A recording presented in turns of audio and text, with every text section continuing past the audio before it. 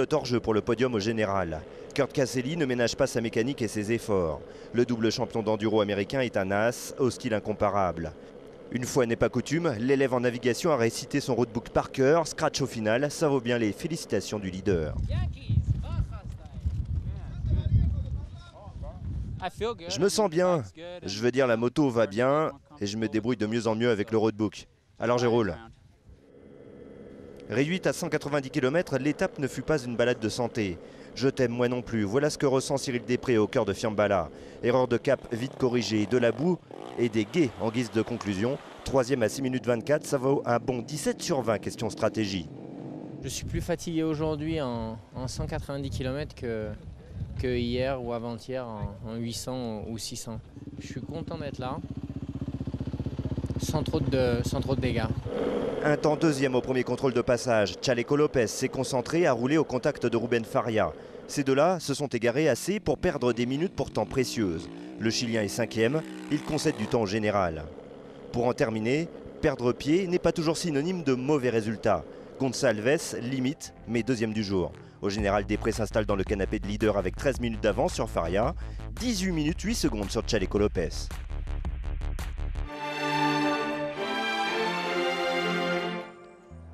En mer, on a tendance à dire que l'océan vous laisse passer quand il le décide. On va finir par appliquer cette maxime au Dakar. Pour la deuxième fois, Étienne Lavigne ne peut que constater les dégâts. Les frasques de Fiambala, ça. Fiambala, c'est toujours un peu particulier sur les aspects météo. Et ça se confirme encore aujourd'hui. Kilomètre 53, la dernière étape argentine tombe à l'eau. Pas d'autre solution que d'arrêter la course. Seules 7 voitures ont surnagé. Vers à moitié vide ou à moitié plein pour certains, c'est surtout une journée de gagner.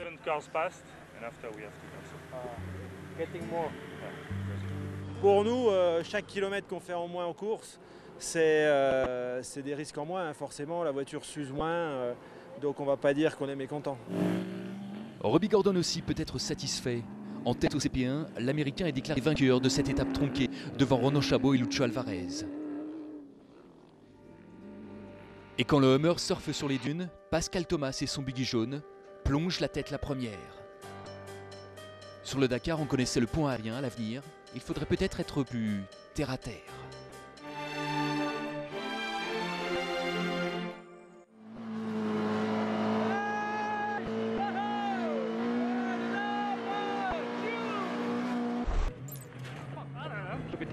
On prend le risque ou pas d'aller au travers de l'eau?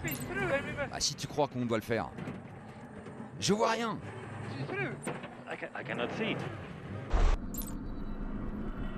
Attention, regardez bien la référence au sol à travers le pare-brise. Patatras.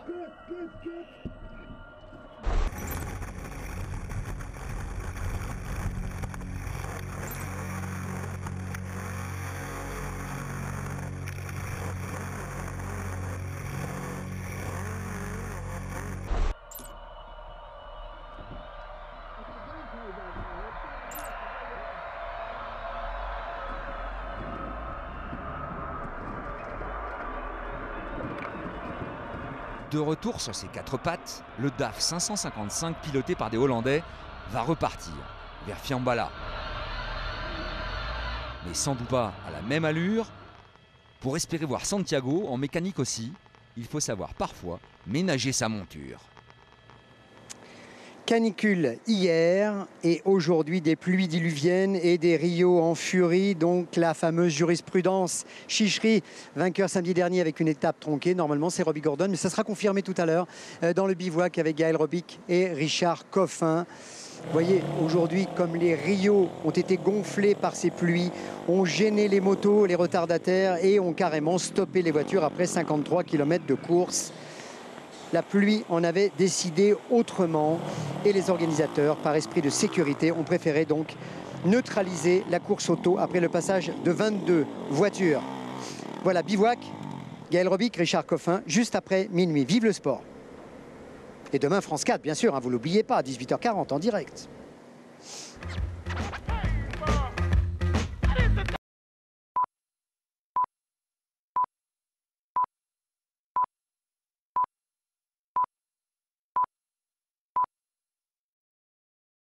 Köszöntöm Önöket! A Dakar Rally mezőnye ma megérkezik a pihenőnap helyszínére, ami San Miguel de Tucumánban, a helyi lóversenypályán található. Amint láthatják, az indítógépet már megtaláltuk, a lovasok azonban egyelőre kint vannak a szelektíven. A hírek szerint azonban este ezrével érkeznek majd ide a lóerők. A szünnap előtti szakasz hagyományosan nehéz a Dakar Rallyn. Így van ez idén is, tudtuk meg tegnap az Opel Dakar Team navigátorától. Azért arra a szervezők szoktak ügyelni, hogy a pihenőnap előtti utolsó nap azért nagyon hosszú legyen, hiszen úgy adják meg az időket, hogy a pihenőnap este 6-ig lehet célba érni, ami azt jelzi, hogy lesz mivel foglalkozni holnap.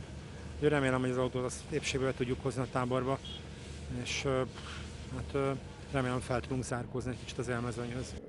Tegnap este azonban erősen esett Salta környékén, több folyó is megáradt, így a szervezők végül kénytelenek voltak törölni a szelektív első felét.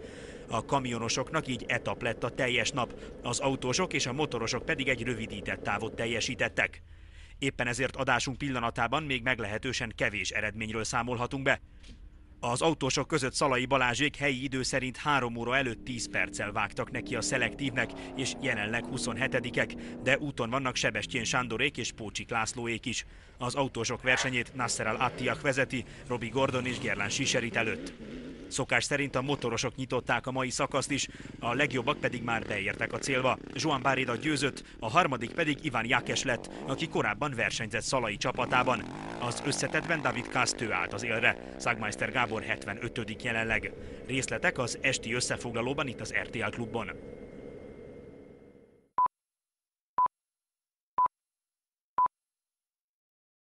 Balázs, tegnapi balszerencsés műszaki hibás nap után a mai az így az interneten keresztül simának tűnt. Sima volt?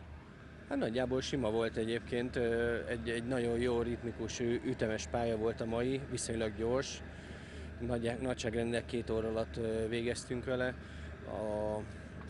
Az első 170 kilométeren az előttünk rajtoló porába mentünk, egyszerűen nem tudtunk sehogy se közelebb férkőzni hozzá.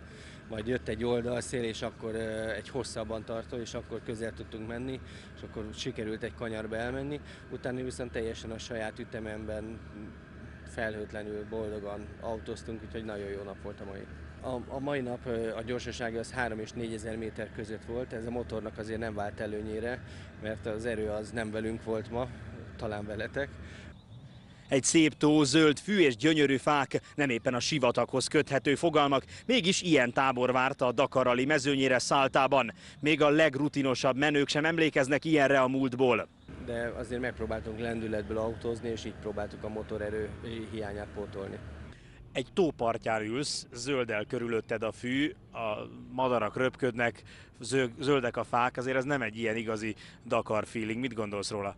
Hát kedves nézők, könnyen abba hitbe eshetnek, az ami könnyed cserkésztáborba jöttünk, itt tényleg valami egész elképesztő, az argentin rendezők milyen klassz helyet találtak ennek a tábornak, de azért a mai nap az nem volt ennyire fáklyás menet. Emlékszel olyanra egyébként, hogy ilyen helyre hoztak be benneteket? Nem. Azt hiszem, hogy ilyen helyen még nem voltunk, ami ennyire barátságos, ennyire kedves, zöld, tiszta, például egy étteremben eszünk, hát fantasztikus. Nincs olyan érzésed egy picit, hogy ez az igazi Dakar feelingből elvesz? Inkább örülsz, hogy itt talán picit jobban kipihenheted magad? Hát mindenképpen egynek jó, de hát azért azt gondolom, a világ mindenképpen halad, és azt például itt van internet, hogy kapcsolatot tudunk teremteni a külvilággal, azt gondolom, hogy ez itt a 21. században elfogadható. Nem örülnék neki, hogyha minden nap ilyen lenne, de azért ez így egynek jó. Ha lenne egy medence, abban megmártóznál? Semmiképp se az. Ha lesz medence, akkor ez a végén lesz, ha lesz.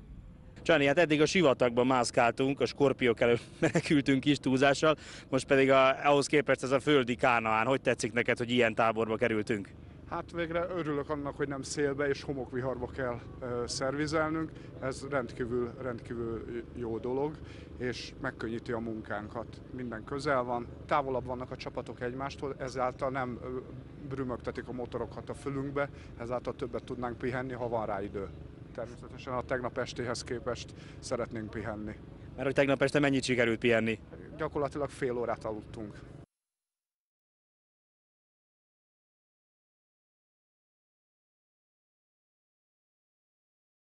Avec Ruben Faria.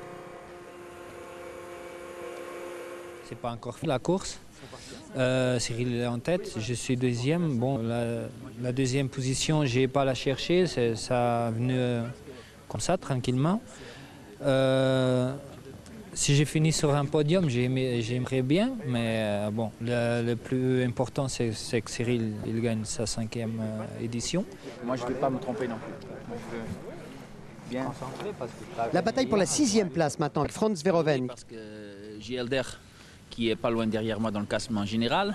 Et j'ai Pain à 1 minute 50 devant moi, donc je vais attaquer. Mon ami Franz est 2 minutes derrière et Elder est pas très loin, il doit être à 5-6 minutes aussi.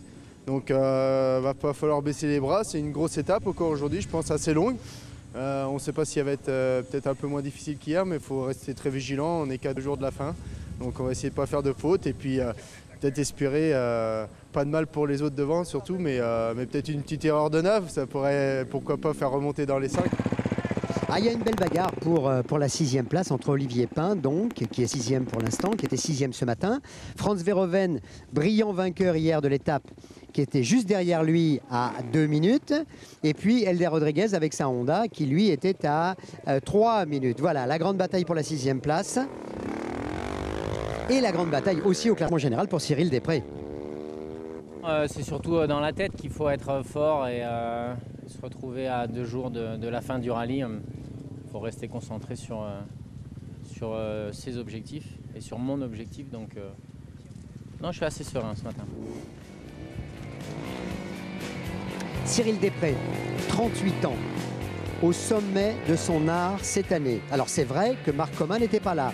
Son ennemi ami, redevenu ami, il s'était bagarré aussi et sur la piste et un peu dans les embrouilles de pneus il y a quelques années. Ils se sont réconciliés et en fait l'un et l'autre permettaient de donner le meilleur d'eux-mêmes. Cyril Després donc sans Marc Comin qui s'est blessé à l'épaule. Cyril Després ce matin qui a d'abord bien contrôlé. Il est parti très loin Cyril Després, il est parti 14e. Vous voyez la façon dont il va revenir très facilement sur le Slovaque Ivan Jacques. Il va attaquer dans la 2e partie et c'est lui qui réussira le meilleur chrono en fait à la moitié de cette 13e étape. Cyril Després, 4 fois vainqueur du Dakar et qui roule vers sa 5e victoire aujourd'hui. Le patron du Dakar, Étienne Lavigne, qui admire Kurt Caselli là-bas dans les dunes. Kurt Caselli, lui, il est parti très très loin. Il est parti 18e aujourd'hui, l'Américain. C'est l'un des plus rapides, on le sait. Il a gagné 11 barras aux États-Unis. Et là, apparemment, il serait arrêté sur la piste en ce moment. On l'attendait à l'arrivée avec un super chrono, Kurt Caselli. Eh bien, il serait arrêté d'après les toutes dernières informations que me transmet Maxo Ingrin, notre monteur formidable des séquences moto.